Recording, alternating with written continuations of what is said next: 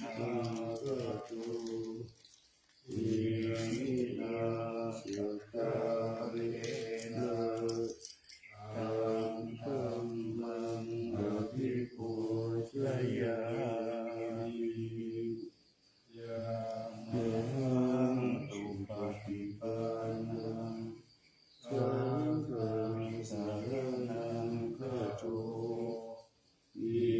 มินาสกาเรนะธัมสังฆังอภิปูชยามิอะระหังสัมมาสัมพุทโธภะคะวะพุทธังภะคะวันโตอะภิวาเทมิสวากขาโตภะคะวะตาธัมโมธัมมังนัมมัสสามิสุปฏิปันโนภะคะวะโตสาวกสังโฆสังฆังนามาอันนามายาโมทัสสะภะคะวะโตสัมมาสัมพุทธัสสะโลภะเทนะโมตัสสะภะคะวะโตอะระหะโตสัมมาสัมพุทธัสสะนะโมตัสสะภะคะวะโตอะระหะโตสัมมาสัมพุทธัสสะนะโมตัสสะภะคะวะโตอะระหะโตสัมมาสัมพุทธัสสะอัมโลยังพุทธาภิกขุติโลภะเทโยโสตถาคตอะระหังสัมมาสัมพุทโธวิชาญาณสัมปันโนอสุขโตโลกาวิทูมานุตตโรปุริสธรรมสารติสัทธาเทวมนุสสานังพุทโธภะคะวะโยอิมังโลกังสเทวกังสัมมารัตถังสัพพมะกังสัสสะมะนะพระมณิปัสสังสเทวมนุสสังสยามติยาสตติกะตวะปะเวเทสีโยธัมมะเวเทสีอาทิกัลยาณังวัจฉิกัลยาณังปริโยทานะกัลยาณังสัทธังสัพพยัญชนะเทวะปะริปุณังปริสุทธังบรมจาริยังปะปะเทสีธัมมังภะคะวันตังอภิปูชยามิธัมมังภะคะวันตังศีลสานามา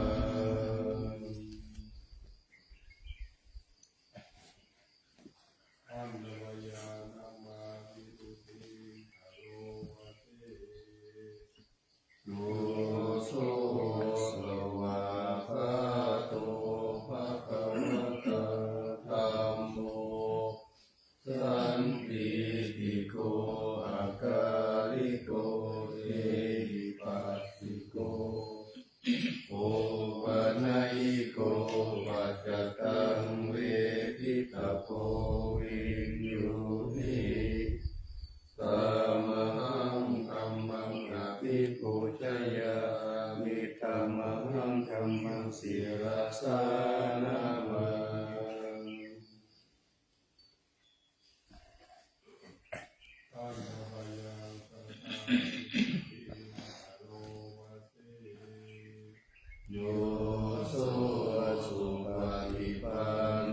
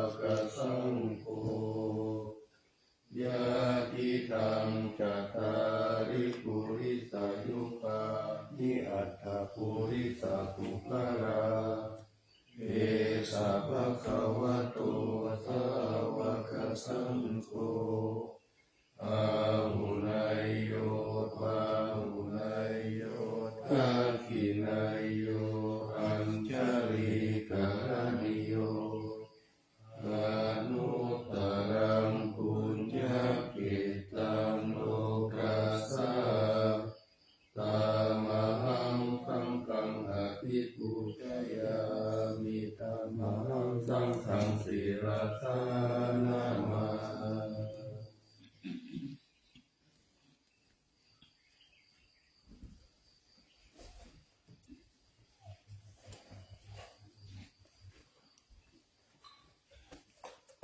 โอโนโสโสโตกรุณามหันนาโวโยจันตสุราภรยานโรจาโมโลกัสสะภะอุปกิเลสกะตะโกวันตามิพุทธังอะหังมัทะเรนะทาธัมโมภะวิโกวิยตัสสะสะทุโนโยมะคะปะกะมะตะเปตะกินนะโกโลกุตโรโยจะตถาคติปโนวันตามิธัมมังอะหังมัทะเรนะตาสังโฆสุเกตาภยติเตตะสัญญิโตโยติตาสันโตสุขตานุโพธโกโรระปะหิโนอริโยตุเมธัสโสวันตามิสัมมังอะหังมัทะเรนะตาอิเทวะเมกันตาภิกขุชนายถาวัตถุตายังวันทยตาปิสังฆทาปุญญามายายังมะมัสสะภุปัตตวามาหุนตุเวทัสสะภะคะวะสิทธิยาอิทัตถะคะโตโลเกอุปันโนอะระหังสัมมาสัมพุทโธธัมโมจะเตสิโตนิยานิโกอุปัสสามิโกปารินิพพานิโกสัมโพธคามิสุขตัปปะเวทิโตมายันตัมธัมมังสุตตวะเรวังชนะมาจาติปิทุกขาจาราปิทุกขามรณะปิทุกขังโสกปาริเทวทุกขโทมานัสสุปายาสาปิทุกขาอาปิเยหิสัมปโยโคทุกโขปิเยหิวิปโยโคทุกโขยังปิจังนราปฏิตัมปิทุกขังสังขิเตนะปัจจุปทานะขันธาทุกขาสยติตังรูปุปทานะขันโธเวทนุปทานะขันโธสัญญูปทานะขันโธสังขารุปทานะขันโธวิญญาณุปทานะขันโธเยสัมปะริญญายาอารัมมโนโสภะคะวาเอ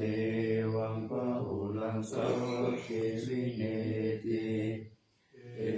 วังภะคะจะปะนะสัพพะคะวะโตสาวะเตสุอนุสาสนีอาหุลาภวัตติรูปังอนิจจังเว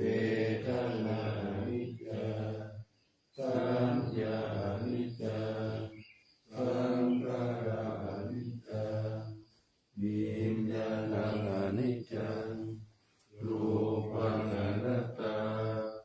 เวทนาอนัตตาสัญญาอนัตตา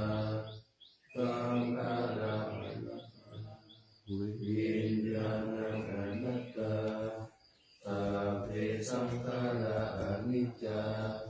สัพเพธัมมาอนัตตาติ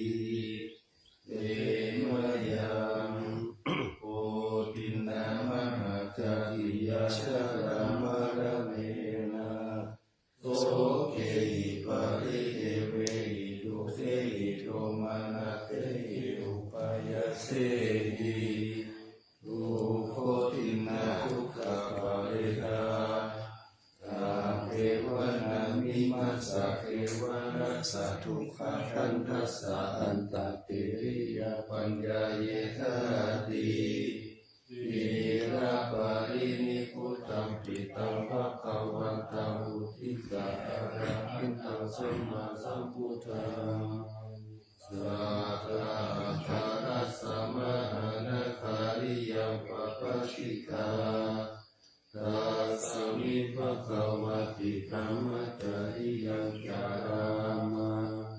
ภิกขุนังสิกขาสัจฉิวะสมาปันนาธัมโมกัมมัจจริยังอิมัสสะเกวะรัสสะทุกขทันทัสสะอันตกิริยายาสังวัตตุติอันตรายาสัพพะวิกาปัจจเวคตารังเอวสี ปฏิสังขโยนิโสติวารังปฏิเสวามิยาวะเทวะสิตัสสะปฏิฆาตายาตุนัสสะปฏิฆาตายาลังสัมมากัสสะวัตตะปฏิริงสัมปัสสัมปัสสะนังปฏิฆาตายายาวะเทวะอิติโกภินาปฏิชาตนาตังปฏิสังขโยนิโตภินาตังปฏิเสวามิเนวะดาวายานามัสสยานามันตังนายานาภิกขุสนายายาวะเทวะอิมัสสะกายาสัทธิติยายาปนายาวิหิงสุปารติยาพรหมจาริยานุภาวายาอิติปุรานันจเวทานังปฏิหังคามินาวันจเวทานังนะอุปเดสามิยาตราจามิภวิสัตติอานาวาจัตตาจัพพสุวิหารโรจาติปฏิสังขโยนิโสเสนาสนังปฏิเสวามิยาวะเทวะสิตัสสะปฏิฆาตายาอุณรัสสะปฏิฆาตายาตังสัมมาคัสสะวัตตะปัสสิริงสัมปัสสัมปัสสะนังปฏิฆาตายายาวะเทวะอุตุปาริสยาวิโนทานังปฏิสันนานามัตตังปฏิสังขโยนิโสภิรานะปัจจยเปสัจจะปานิธานังปฏิเสวามิยาวะเทวะอุปานานังวายาภาริกานังเวทนานังปฏิฆาตายาอาปายาปัสสะปะระมัตตายาติ นัตตะยาปฏิฆาตาสะโยอะระวะสี ยาเรวตาสันติวิหารวาสินีทุเปกะเลโพธิกะเลกะหิงกะหิงตาธัมมทาเนนะภวันตุภูชิตาโสทิการุณเตระวิหารมันดาเรเทระจัมมัจจานาวกาจะภิกขโวสารามิกาธานาปฏิอุปัสสกาธรรมาจะเทสานิธรรมาจะอิสระสัพพะนาพุทธาสุขิตาภวันตุเตชา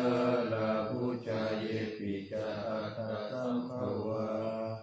สังเสทะชะตาอัตถะโวปปาติกานิยานิกังธัมมาวารังปฏิจจเตสัพเพปิทุกขัสสะการุณตุสังขยังตาตุจิรังสัตตังธัมโมธัมมัทธราชอุปาลาสังโฆโหตุสัมมาโควาอ ตายะจาอัมเหระคันตุสัพพโมสัพเพปิธัมมัจจาริโนโอติสัมภะปุณยามะธัมเมอริยปเวทิเตปัสสนาโหตุสัพเพติปานิโยพุทธศาสเนสัมมาทารังภเวชันโตกาเลเทโวภวัสสตุปุติภวายสัตตานังสามิธรรมเมตุเมธานิงมาตาปิตาจะอัตตจังนิจังรักขันติพุทธังเอวังธัมเมนะรัจจานุปัจจังรักขันตุสัพพะทามิงกายเยเกสาโลมานะอารันตาตะโจมังสันนามารุปัจจิยทิมิจังวักขันหาตายังยักขานังยิโลมากังวิหากังปะภาสังอันตังอันตาภูนังอุตาริยังกะริตังปิตังเสมังบุตโกโลหิตังเสโตเมโตอัจโจวัสสะเกโรสิงคานิกาลาสิกามุตตังมัตตะเกมัตตะลุงสันติจาวัติสักกาลังอายังอัตตาภะโวอานิจจังทุกขังอนัตตาอาสุติอาสุปังหิมังกัมมัตตานังปุณภะโวติอาทิรังวัตตายังกายโยปัตตาวิงอาทิเสสติสุตโตอาเปตาวิญญาโนนิรัตถังวากาลิงคารังปัตตาวิตาตุอาโปตาตุเตโชตาตุวายโยตาตุรูปะขันโตเวทนาขันโตสัญญาขันโตสังขารขันโตวิญญาณขันโตปัจจขันธาอัจฉตาวายิตาสังขารานิจจทุกขาอนัตตาวิปาริณามะธัมมาอนิจจวัฏฏสังขาราอุปัฏฐวยธัมมิโนอุปาทิตวานิโรธยันติเตสังอุปัสสัมโมสุโขนามะรูปังอนิจจังกายเตนะนิจจังวัฏฏานิพพานังนามะรูปังอุปังกายเตนะสุขังวัฏฏานิพพานังนามะรูปังอนัตตาอาสาระกเตนะสารังวัฏฏานิพพานังนามะรูปังอนิจจานามะรูปังทุกขังรูปังอนัตตานิจังวัฏฏานิพพานังสุขังวัฏฏานิพพานังสารังวัฏฏานิพพานังนิพพานังปรมังสุขังอานาปานสติอิทานันทภิกขุอารัญญคโตวาลุกขมูลคโตวาสุญญาภารคโตวานิสิตติปัลลังกังอภุสิตวะโอชุงกายะปาริกายะปาริมุขังสติมุปัฏฐะเปตวะโสสะโตวะอัสสะสติตาโตปัฏฐะสติทิขังวะอัสสะสันโตทิขังอัสสะสามิทิปัจจานาติทิขังวะอัสสะสันโตทิขังปัสสะสามิทิปัจจานาติรัตถังวะอัตตะสันโตรัสสังอัสสะสามิทิปัจจานาติรัสสังวะปัสสะสันโตรัตถังปัสสะสามิทิปัจจานาติสัพพะกายะปฏิสังเวทีอัสสะสิสามิทิสิกขาติสัพพะกายะปฏิสังเวทีปัสสะสิสามิทิสิกขาติปัสสัมภายังกายะสังขารังอัสสะสิสามิทิสิกขาติปัสสัมภายังกายะสังขารังปัสสะสิสามิทิสิกขา ติปิติปฏิสังเวทิอัสสะสิสามิติสิกขาติปิติปฏิสังเวทิปัสสะสิสามิติสิกขาติสุขาปฏิสังเวทิอัสสะสิสามิติสิกขาติสุขาปฏิสังเวทิปัสสะสิสามิติสิกขาติจิตตสังขารปฏิสังเวทิอัสสะสิสามิติสิ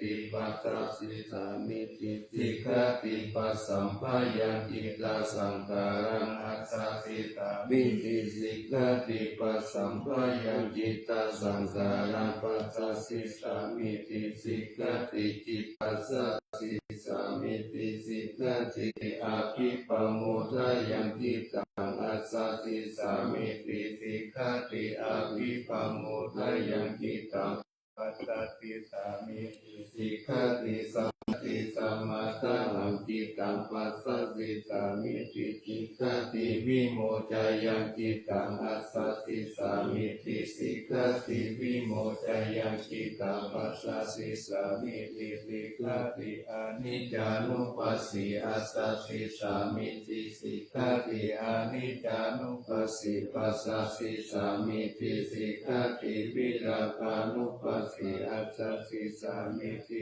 สิกขาติวิราคานุปัสสิปัสสะสิสามิติสิกขาตินิโรธานุปัสสิอัสสะสิสามิติสิกขาตินิโรธานุปัสสิปัสสะสิสามิติสิกขาติปฏินิสสาคานุปัสสิอัสสะสิสามิติสิกขาติปฏินิสสาคานุปัสสิปัสสะสิสามิติสิกขาติอายังอุจจารานันทาอานาปานาสติ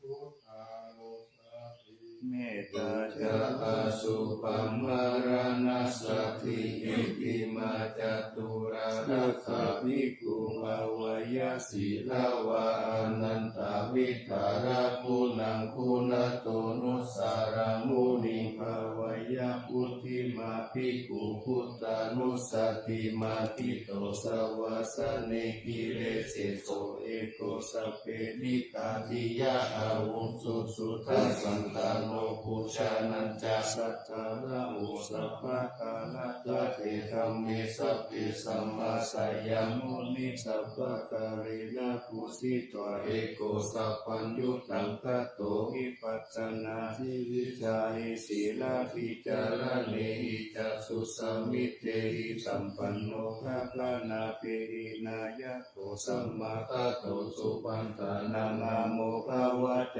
โนจโตทิวิทัสสะปิโลกัสสยถานิรวะเสสตุอเนเกหิปุโนเกหิสัพพะสันตุตโมอะหุอเนเกหิอุปเยหินารัตเมธเมหิจาเอโกสัพพะสัลโลกัสสะสัพพะอัตตานุสัสสะตุภะคายะอิสาริยาตินาคุนานังโมนิธิปัญญายาสัสสะพะธัมเมสุขาลุนาสัพพะสันตุสุอัตตานังวาลตานังปาทิกาคุณเจติกาทายายาปานามิจิตวะปัญญายาตานามุตตาริอุตตาริสัพพะธัมเมสุทายายันเจจาอุตตาริติสัมปันโนปิตาวะสลุปะกายโยอะติจายโยอาสาลานะยันเจธัมมะกายกตาวะกติพุทธานุสติภาวนา ธรรมายะสัพเพสังสัตตานาสุขกามตัมปัสสิตวะกามโตเมสัสสะภะสันเตสุภาวะเยสุขิภาวายานิทุกโขอะหังนิจังอะหังวิยาหิตาจัมเมสุขิโหตุมัจจตาจตะเวริโนอิมามิกามะเกตัมมิสัตตาโหตุสุขิตัตตาคัตตุปารัญจาระเจสุจักกาวาเรสุสันตุโนสมา มันตราจักรวาเรสุตัตตานันเตสุปานิโนสุขิโนภุคลาภุตตาอัตตาภวะคตาปิยุงคตาอิติภูมาเทวะอาริยานาริยาปิจเทวนาราอัปยตาทัสสะทิสสสุจติเมตตานุสติภาวนาอวิญญาณสุปานิปัสสวิญญาณสุปะอิมันกายังอสุปะโตปัสสังอสุปะภาวะเยยติวันนะสันตานาคันเตหิอาสยโยกานะตโตตถาปฏิกุลานิกายเยเมกุณปานิตาวิโสรัสสะปฏิตัมมาปิกุณปัจเจกุจังกายานิสิตังอัตตโรหิอสุจิงตัสสะกายเยเมกุณเปติตังกิเมติมิวะกายโยยังอสุจิมิตามุทิโตอันโตอสุจิสัมปันโนกุณวัจจกุติวิยะอสุจิสันตเตนิจังยะตาเมตักกะตาลิกานานาคิมิวะกุลาวะโสภัตตะจันตานิกาวิยะกันตะปุโตโรภะปุโตวันนะปุโตสมุสโยอาเตกิโชติชิกุโชภะปินังกุณปุปะโมติอสุปานุสติภาวนาภาวตาติปัจจุญญายาสายุสันตติยาภายังปารุปามายาสัมปสัมภวะเยมารานัสสติมหาสัมปติสัมปตายตาสัตตามตาอิตาตตาอาหามาลิสามิมารานะมะมะเอตติอุปจิยาสเหเวตามารานังอาคตัสสะตามารณะกายะอุปสังวัตภูวิยะเอตติอิทักขังอานิวัตังตักขันตังกามนุตตังชีวิตังอุทายายะอัตถังสุริโยวิยะตาวัตติวิจุลภูปุระอุสาวาสารราชิปาริกายังพระคาโตวาลิปุตตสสะสัพพะตาปิอาวาริโยสุญญาสันตาภปุณติติปุติปุเตทินาคาวายังกะเนติมารานังทิปะกะตุมาทิสะเกกะตะปัญจายานันจาเวกัญญาภาริราจันตุปัตตวะมะระโมรามาลิสามิมารามาโนอนุกานันติมารานานุสติภาวนาภาเวปัจจตุระรักขาวัจยังอนันตรังมหาสังเวกวัตตุนิอัตตาอติตาวิริโยจติจาราภยาทิจุติอาภายาอติตาอัปปัตตะวัตตาทุกขังอิตามิอาหาราคาเวสีทุกขังสังเวกวัตตุนิอิมานิอัตตาปโตจัตตายามัปปิเจวะอิมังวิติโยอาเสวะเตสัคขมัตตาอภิลาติปัปปุสิโสติวิปุระอัตตาปาริปันโตเสตังสุขังมุนิปัสสันตมัตตังสุเกนะปินะมามิพุทธังคุณาสักการันตังสัตตาสัตตาหุนตุสุขิอาเวลากายโยชิกัญโยสักกาโลทุกขันโตขัจฉันติสัพเพมารานังอาหัญญานามามิธัมมังมุนิราสติสิตังสัตตาสัตตาหุนตุสุขิอาเวลากายโยชิกัญโยสักกาโลทุกขันโตขัจฉันติสัพเพมารานังอาหัญญานามามิสังฆามุนิราชาตัมมังสัตตาสัตตาหุนตุสุขิอาเวลากายโยชิกัญโยสักกาโลทุกขันโตขัจฉันติสัพเพมารานังอาหัญจอิติมาจตุรานะขานิทิตาสัตตาพุทธาเจตวามารังสาวาหานังจตุสัจจมาตาราสัมเยปิวิงสุนาราสัพพะตันนังกาลทายโยพุทธอัตถวิสัตตินายะขัสสะเปปฏิทิตาไมหังมัตตะเกเตมุนิสาราสิเสปะทิโตไมหังพุทโธธัมโมราวิโลจโนสังโฆปะทิทิโตไมหังโมเรตาภะคุณากาโรหะทายเมอนุรุตโตสาริพุทโธจัตตะกิเนกุณัญโยปิปิปะคะสามิโมคัลลโนจาวามะเกตะกิ เกสาวะเนมัยหังอาสุงานันทาราหุราคัสสะโพจามหามานุอุปสุงวามาสุตะเกเกสันเตติปิปะคัสสมิงสุริโยวะปะปังคาโรนิสินโนสิริสัมปันโนโตปิโตมุนิปุงคโวกุมาระคัสสะโพเทโลมาเหสิติตาวาทะโพโสไมหังวัจเนนิจังปฏิตาสิปุณาคาโรปุณโนอังคุริมาโลจาอุปาลินันทสิวาลีอิเมปัญจมหาเถรานาลาเทติลกามะมะเสสาสิติมหาเถราสิกาวันตาจิโนรัสสะชลันตาศีลเตเจนะอังคมังเกตุสันติคารัตนังปุระโตอาสิตะกิเนเมตาสุตตะกังทัชชะกังปัชชะโตอาสิ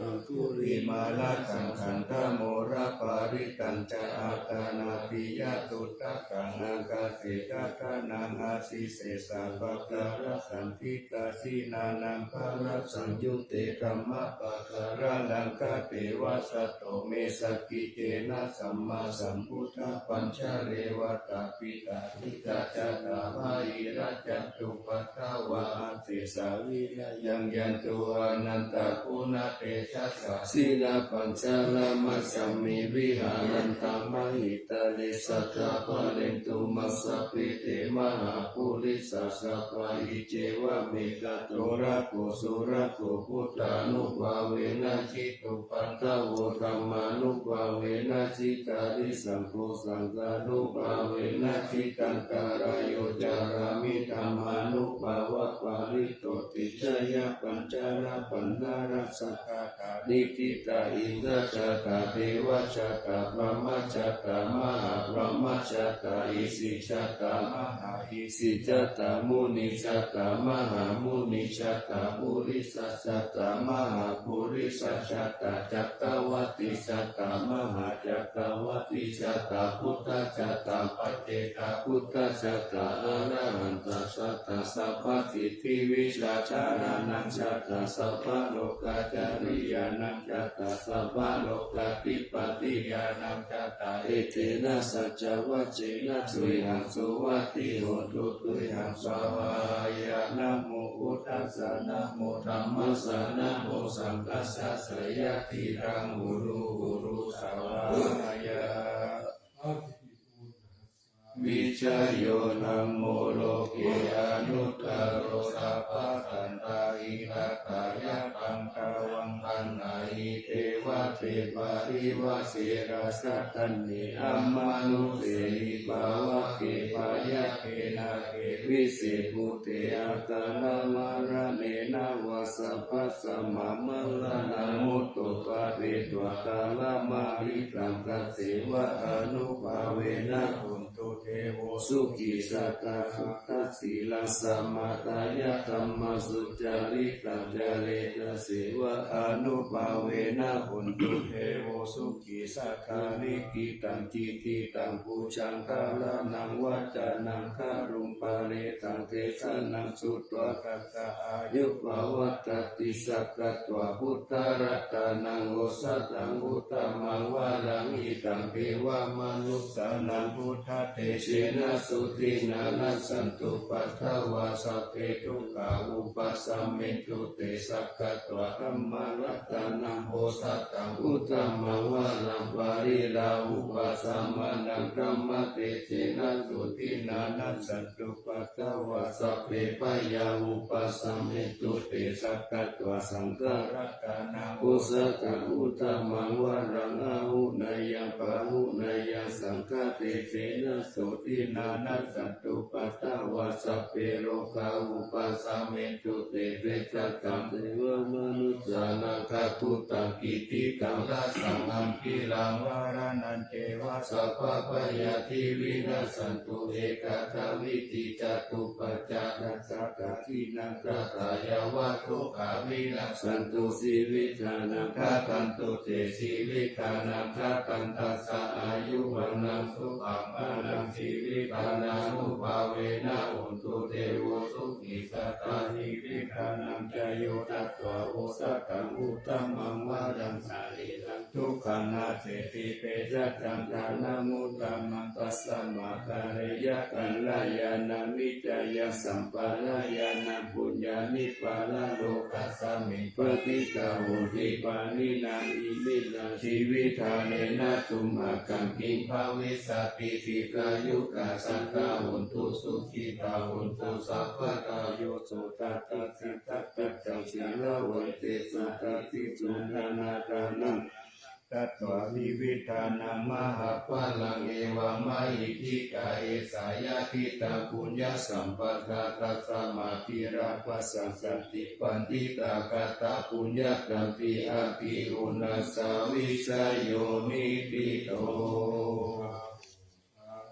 สัมมาปินิมิตาสาวุตันตังขีเรกรังอุทิตาโพรัสสะเสนามาลังธานาทิธรรมวิธินาชิตาวามุนินโตตันเตชัสสะภวันตุเตชัยมังคลานิมาราดิเลกามะพิโยสิตาสัพพะระติงโครัมปนารวะกามะกามะทัคายะกังปันติสุตันตาวิปินาสิตาวามุนินโตตันเตชัสสะภวันตุเตชัยมังคลานินาราคิริงคัสสะวะลังอภิมัตตาภูตังทาวะกิจักกัมมัตตานิวาสุตารุนันตังเมตังกุเตกาวิธินาคิตาวามุนินโตตันเตชัสสะภวันตุเตชัยมังคลานิอุกิตาคัตตมติหัตตาสุตารุนันตังทวันติโยจนะวะตังภูริมาลาวันตังอิติปิสังฆตามโนชิตาวามุนินโตตันเตชัสสะภวันตุเตชัยมังคลานิกัตถวนากัตตมุตตารังอิวะคัมภินิยาจินจายะตุตวัจจานังจนะมะเสสันเตนะโสมาวิปินาสิตาวามุนินโตตันเตชัสสะภวันตุเตชัยมังคลานิสัตตังวิหายามติสัจจกวาทะเกตุงวาทะพิโรปิตามนังอันติอันตะภูตังปัญญาปฏิปัญญานิโตทิตาวามุนินโตตันเตชัสสะภวันตุเตชัยมังคลานินันโตปนันตะปุจจกวิรุตตมหิติปุเตนะเถระปุจจเถนะธรรมปยันโตอิตุปฏิสาวิธินาชิตาวามุนินโตตันเตชัสสะภวันตุเตชัยมังคลานิทุกขาทิฏฐิปุจจเถนะสุตตะหะตังพระมังวิสุทธิสุติมิติปังกติตานังญาณทะเตนะวิธินาชิตาวามุนินโตตันเตชัสสะภวันตุเตชัยมังคลานิเอตปิพุทธชัยมังคลาอัตถกถาโยวัจโนทินาทิเนสรเถมัตตัมปิตวานันเนกวิวิธานิจุปตาวานิโมกขังสุขังอธิกามายานาโรสัพพัญโยมหาการุณิโกนาโทหิตายะสัพพปานินาโคเลตวะปาลังมิสัพพะปะโตสัมโพธิมุตตามังเอเตนะสัจจวะเชนะสุตุเตชัยมังคลังชัยยันโตโพธิยามูเลสักยานังนันติวัตโนเอวังตาวังวิชัยโยโหหิชัยยสุชัยมังคเลอปาราชิตาปาลังเกสิเสปะทวิปุคเลอภิสิเกสัพพะพุทธานังอัฏฐปันโตปะโมทันติสุนักตังสุมังคลังสุปะปะตังสุหุติตังสุขันโนสุโมโหโตจัสสุริกังพรหมจาริสุปะทักขินังกายกัมมังวาจากัมมังกัตถขินังปะทักขินังมโนกัมมังวานิปิเตปะทักขินังปะทักขินานิกัสสวนาลาพันตาเตปะทักขิเนเทวานิกายาสพเพนานาตาวานิโนนามันว วะเยนะอากันจุงเยจันเยสาติสักาหาวะวุตสัจจติมัคคีละโกภะปินามานาสาวังรักเกโมอาการนาคันจันตาวะอาทิตาอิตาสุปัมมาปารามัตตุจักขุตาอิติมัตตุสหัสสนังกุมาโลติโสจะโสปะคะสันนิติงวานาสาหัสสะพระมาโลกานังมหาพระมาพิจิตติอุปปันโนจุติมันโตวิสัมมกายโยยัสสสิโสกัสสิสะอิสาระอาภูปัจเจกาวสาวัตติโนเตสัญจามัจจโตอาคาหาลิโตปาริวาลิโตเตจัสสะเทอาทิกันเตสิเสเทเวสัพพะมะเกมาลเสนาติกามิปัสสะกันตัสสะมัตติยังเอตระกันทัตตะปันท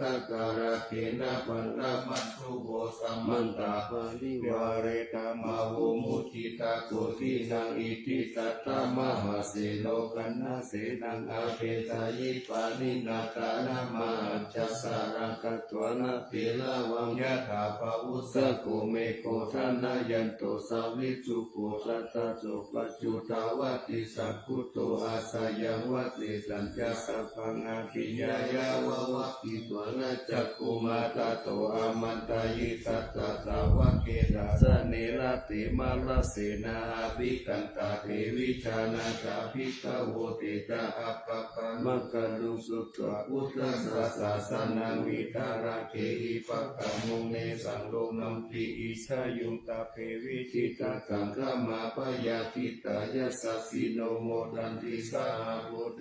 สาวะตะเตสะนิสุตติมหาสัมมายัสสุเตจาอะโทมังคลสุตตะเกสัมมาจิเตระโอโลวะเตตัมมัจจเกวาระภะเวเทวตัสสมิติตตาอัปปมายานะปะกะระมาปิสัมมาโยเยตะกะนะมะโตอะสังคโยติ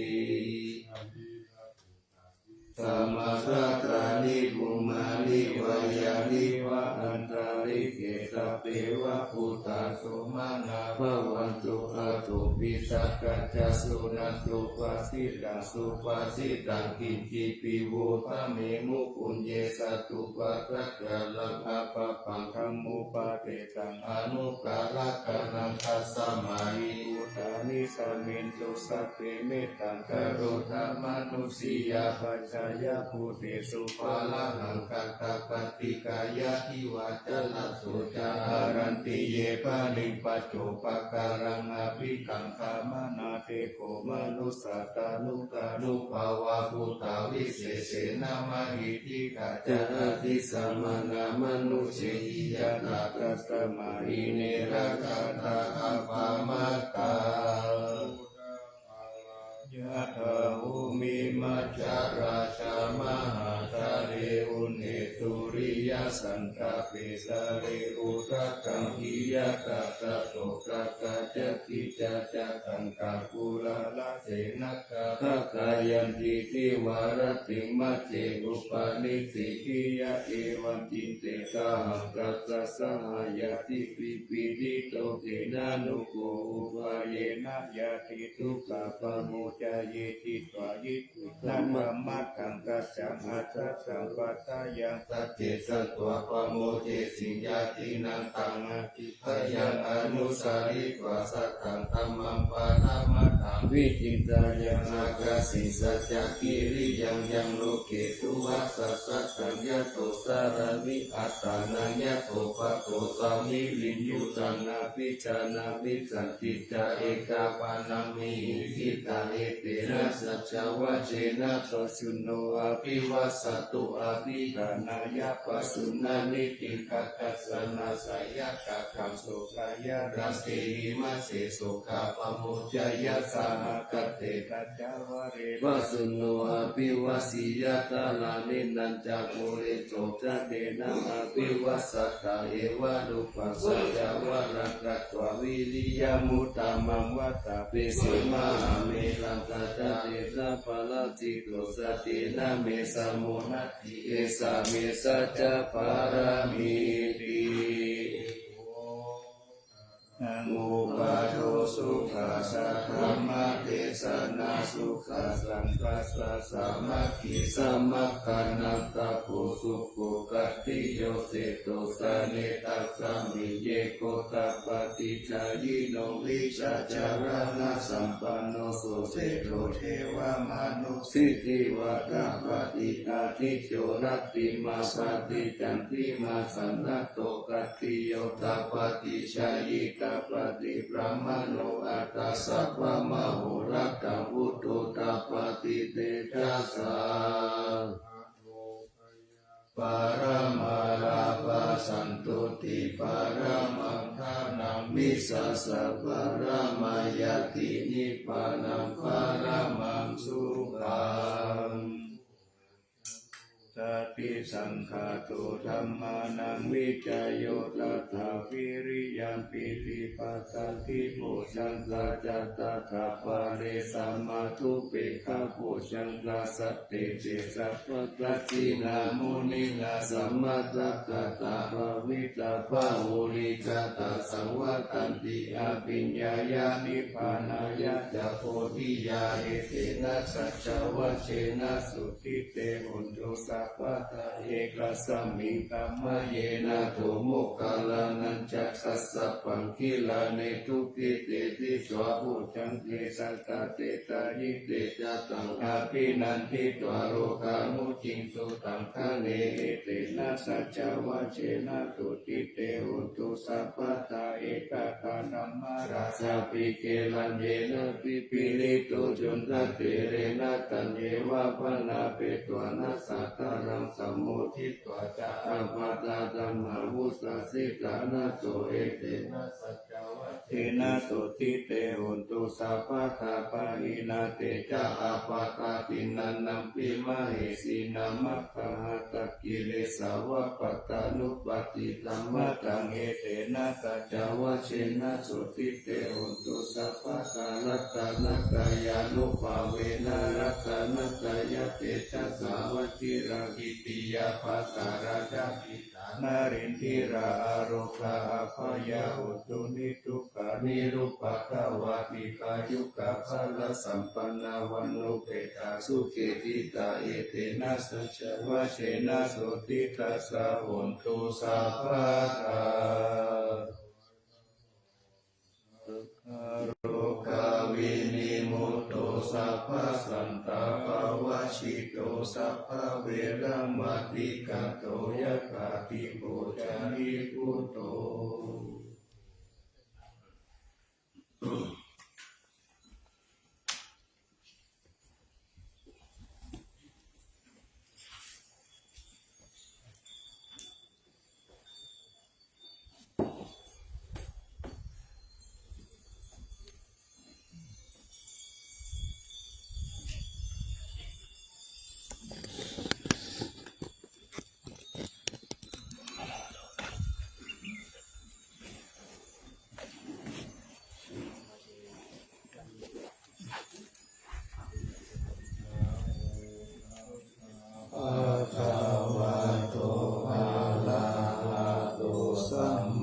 สัมพุทธัสสะนะโมตัสสะภะคะวะโตอะระหะโตสัมมาสัมพุทธัสสะนะโมตัสสะภะคะวะโตอะระหะโตสัมมาสัมพุทธัสสะ